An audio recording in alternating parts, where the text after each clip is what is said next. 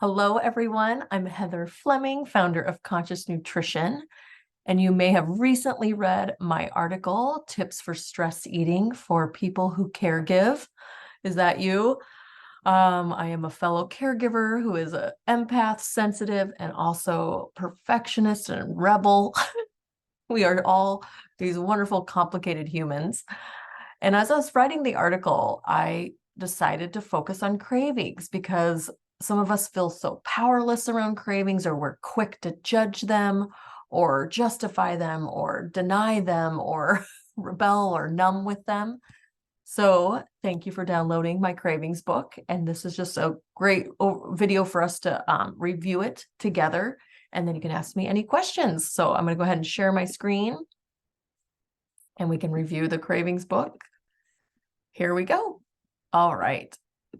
All right. So I called it Follow Your Cravings. You might have saw in the article, I was watching two of my nutrition peers talk, and I was so excited to hear what they had to say. And they were just like, don't eat sugar.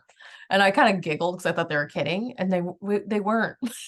And I was like, but we have sweet on our taste buds all over the place. And I haven't met that many people who don't crave sugar. And if you're one of those, awesome. And I get it for health risks, but squash is sweet, honey sweet, dark chocolate, fruit. Like I just wasn't ready. Even rice has a sweetness to it, right?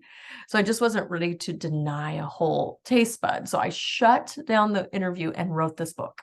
All right. It was inspired by Louise Hay. Also, I love her book, You Can Heal Your Life. She does where there's a symptom, and she talks about both the physical and emotional manifestation of the symptom. And she gives us an affirmation and maybe why the symptom is in our life. It has worked wonders for myself, and I've used it as a tool for my clients to go deeper within themselves. It's not a one size fits all thing, but it's a great way to observe and inquire and understand yourself more. So that's what the Follow Your Cravings was inspired by. So we have a little bit of my conscious nutrition philosophy, the chart, the mental approach, the chart, how to eat, what to eat, menu plan for a week, recipes. So of course I do clinical nutrition. So I wanted to add some of my food in there, but this is just, again, more of looking at why we're craving and what's going on. So it's a little bit about conscious nutrition. To sum it up, I recommend we use both our left and right brain, our whole brain. So our left is more logical, more get things done, more task oriented, and our right is more intuitive and creative and feeling. And as a nutritionist, I've been at war with both of those, and I love food so much. So then I had this love dislike relationship with food. It was so complicated. But the more I'm in my right brain and like tune in, the more relaxed my left brain could be. And so I wanted to share that with everyone too. All right. A little bit more information here you can read on your own. Here's one of my favorite sayings: stop shitting on yourself.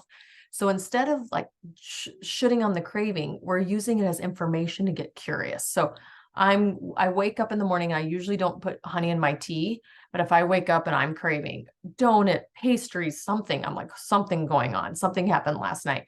That is the morning I put honey in my tea, because 9 out of 10 times it works. I don't have to be weak and a victim to my craving. Instead, I'm like, oh, hey, thank you. I'm going to learn and understand more from you. So that's my stop shitting on yourself. All right. What to change first?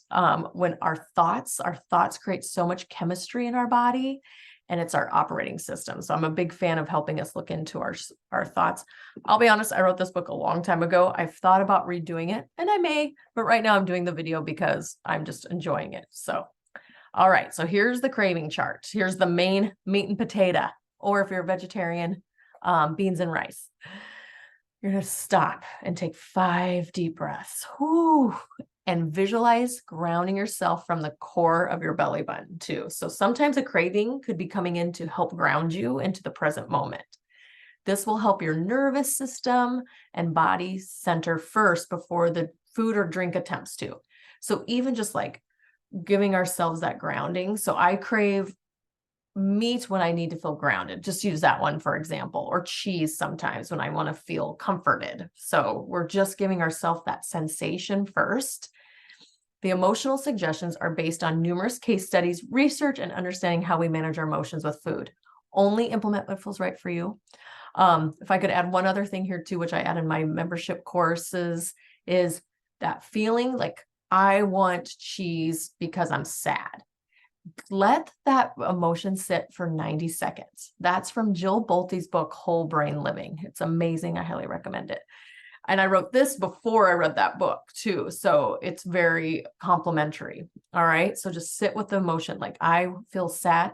Then when you eat the cheese, you're not filling the emotion with the cheese. You felt the emotion, fill and feel, see that? And then you can, work with the cheese, work with it. And I bet you maybe crave it less often. You maybe crave a less quantity, and it just feels more balanced. Okay. Instead of this rebel and critic being at a tug of war with each other. So I went by alphabetical for a while, and then I started to write some other ones. So here's alcohol. And why is because it's physically is a glutamine deficiency, low protein and potassium intake. Adenine deficiency is a craving of gelatinous substances. And that's another reason you crave alcohol. So oatmeal is one. I made a vegetarian gelatin the other day with agar.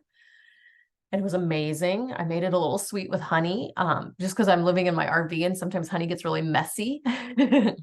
And then here's the emotion, feeling alone and depressed. So the first one's physical and the second one's emotional. And again, if I were to do it all over again, I would have that separate in the chart too. So here's some suggestions. The first are the physical. Tahini is really helpful too. And like I said, chia seed pudding is one of my favorite. Tapioca is one of my favorite. Rice pudding is one of my favorite for that too. Potatoes, even too, some potato starch. I made potato salad the other day, and you boil it till it just boils, and then let it sit, and then it cooks. Then you pour off that water and then put it in the fridge overnight. And that helps give us that adenine gelatinous feeling too. It's called resistant starch. So it has a little more feel and supportive for our digestive tract. And emotionally, try connecting with something bigger than you, such as a project, a belief, a child, a cause. So that loneliness of alcohol is like maybe because you're just feeling like your needs will never get met. So we numb them out. Okay. So try to connect to something bigger. And then I was so fun. I did all sugar. So A, low blood sugar, tryptophan, and chromium deficiency, lack of sweetness in your life. And I believe Louise Hay says that with diabetes in her video. What to do? Add in whole fruit with nuts. Spirulina is amazing. Pumpkin, sesame seeds, again, sunflower seeds. Raw cacao works for me too. Sweet potato is one of my faves. And then the onion family, some of the minerals there will help with the magnesium too. And then lack of sweetness in your life. Here's again, volunteer and do philanthropy, work in community. When we're in our own little world, we sometimes get too small. And when we go reach out, we can see the bigger perspective. So when we get in our tunnel vision, we miss out on some of the things of life that we want to experience. Bread and pasta, chromium deficiency, lack of sleep and anxiety, craving more from life and needing deeper rest while you sleep. So you're probably not getting into REM sleep as much, okay? And emotionally, craving more from life? Yeah, there it is. What to do? Here's onion minerals again, grapes, apples. I would recommend baked apples too with cinnamon on top. Baked pears would be great. Go to sleep without any electronics. Add lavender essential oils into your day. I love to put them right here on my forehead and temple. Cheese, signs of dehydration and proper absorption of vitamins and minerals, calcium and essential fatty acid deficiency, a desire for more highs in your life, the feeling of contentment and relief. So cheese does give us a little high. It has casein or morphine in it. So like a little upper. Try our raw organic goat cheeses. Rotate. We have some brie in there right now. We did some baked brie with some friends this weekend. Try adding in kefir and fermented veggies. Add in omega-3s, flax oil, ground flax seeds, chia, walnuts, calcium-rich foods. Again, tahini here. You're seeing maybe some overlap. So what I noticed is mostly minerals and essential fatty acids was a common thread. Swiss chard was a good one for cheese too, and mustard and turnip greens. So if you make a smoothie, like you could do a chocolate or vanilla and maybe throw in a little bit of Swiss chard, it really blends in there well. And if you're making soup, mustard and turnip greens are amazing. Try a dance class, picnics, long walks, a board game, and comedy shows. Get yourself that excited. Get your dopamine and your happy hormones up. Chocolate, signs of low magnesium. This one's kind of mainstream. Dehydration too, and lack of essential fatty acids. So physically, that's what's going on, which we all see that in chocolate. We're human. If you're a chocolate person, craving more mental stimulus in your life, what to do? Add in raw cacao nibs. Oh my goodness, I would do cacao and goji berries in a shot glass right here on my desk, and that helped me a lot. Increase omega-3s throughout the day and at evening time. Take deep breaths, pick up a good book, go to a museum, a lecture, or try a new body awareness class. Again, more mental stimulus. So cheese might be more just like high and happy, and mental might be chocolate. Coffee and teas. I did black tea mostly. Sulfur, salt, and phosphorus deficiency, wanting a morning ritual to awaken the senses of your body. That's cool. That's great. I tried a new one this morning. I did cinnamon, cayenne, and ginger in water with some honey, and that helped a lot. And I did want coffee when I woke up. And I'm not saying anything's bad, by the way. I should have said that. Disclaimer, it's not bad to have any of these cravings. It's part of the process. I want us to learn from them and interpret what we need. So I was like, oh, cool. Am I going to have coffee? Coffee makes me a little tired, and it's really hot here today. So I was kind of like, let me have this drink first. So I recommend to nourish first, then see what the cravings at. Like if it's a 10 and you can't stop thinking about it, enjoy. I love to save those from when I'm social. So like gelato or the brie cheese, like things like that. I'm like, oh, I'm having friends. I've been craving that for a few days. I'm going to make that for everybody. So I do that one a lot for brunch too. So none of these are bad. Cravings aren't the enemy. You're learning what your body's trying to tell you. So like I mentioned, we have taste buds on our tongue: salt, sweet, sour. What's our other one? Umami is our tongue. We want to bite into something. So we have these flavors, and they're connected to our organs. I have a whole course on that too. I could talk about that forever. And so they're connected to our organs, and it's our organs, salty. I forgot one of the kidneys. I was thinking of the kidneys giving us a heads up, like, hey, I need more support. Okay. Speaking of, I think we have salt in this one, Himalayan or sea salts. Add in cruciferous veggies. Cranberries are good here. Horseradish, get your senses going. I did the cayenne pepper, like I said. Apple cider vinegar, kombuchas are fun. Drink plain water first and eat and nourish first before your coffee or tea. That's what I've learned, even if it's just a little sip of, what I had, my concoction, or I did a green juice yesterday. This gets your hydration going. And then practice other morning rituals such as body brushing, stretching, yoga, 3 push-ups, like 3 jumping jacks. Just kind of get your energy going differently. I get to practice this one a lot. Crunchy. Crunchy. I love crunchy things. Why? Chloride deficiency and essential fatty acid deficiency. Feeling overwhelmed and can't keep up. This one I witnessed a lot in the mid-afternoon for a lot of my clients. They want chips and salsa, crackers. I can't stop. I can't say no to the pretzels. So it's all day long. You've probably been a little overwhelmed and you haven't stopped to take the 5 deep breaths. So do that now. Add in celery, olives, tomato. I'll do like a little heirloom tomato with a pinch of sea salt. And it totally works. Radishes are my other favorite. They have a prebiotic in them. They're amazing for us too. So a prebiotic helps with our digestion before we eat too. Walnuts here too. Crunchy seaweed crackers are great. Like everything's great. Like I love Mary Gun crackers. I got those the other day and I was like, oh, cool. My crunchy's gone. Then it was gone for a while. Take a time out, prioritize what is really important to you. Drink hydrating tea to support you, such as ginger, chamomile, and lemon flavors too. So a little more minerals there. Ice cream and creamy. I crave creamy a lot. If you guys have been following me, I talk about mayonnaise a lot. Veganese. I'm on Veganese right now. I love them all. I just love creamy.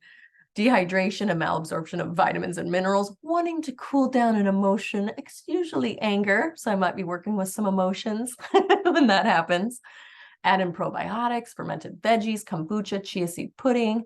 Substitute for coconut ice cream. I'll do that. At times I'll be like, you know what, let me not do, I don't want to do too much dairy because it can be congesting. So I go grab some coconut ice cream. Journal regarding why you're feeling angry. The ice cream can't always fix it. However, observing and honoring the emotion can. So I remember like my dad growing up ate a bunch of ice cream, and it was one part of this time when he worked at another company and he didn't love it and he went back to his other job. So it was really cool. So I'm sure there was like emotions coming up for him on that. I see that with my clients a lot too. And then we have pastries, peanut butter pizza. I have a bunch here: salty soda, diet soda, fizzy drinks, toast, and then a few others here. So I had a blast writing this. I'll let you read the rest. Just so I'm not just sitting there talking at you. I could talk with you forever, but if you want to learn more, I have a membership community. I love it. I was calling it Nourish University or Conscious Nutrition for Caregivers. I'm playing around with a few names. We usually go meet for a season or a year. So if you want more information with that, definitely reach out to me, because I am here to support you all in not feeling more guilt and shame. Okay, that's the number one reason I do my job, is that guilt and shame that I felt for so long, and obsessive, rigid, critical energy around food. I won't. I released it. I want to teach us to like work with our food, with our cravings, our emotions, and what we're feeding ourselves and ingesting. So guilt and shame out the window. So I can't wait to support you all. Please let me know if you have any more questions about your cravings guide, and stay nourished. All right. Thanks so much.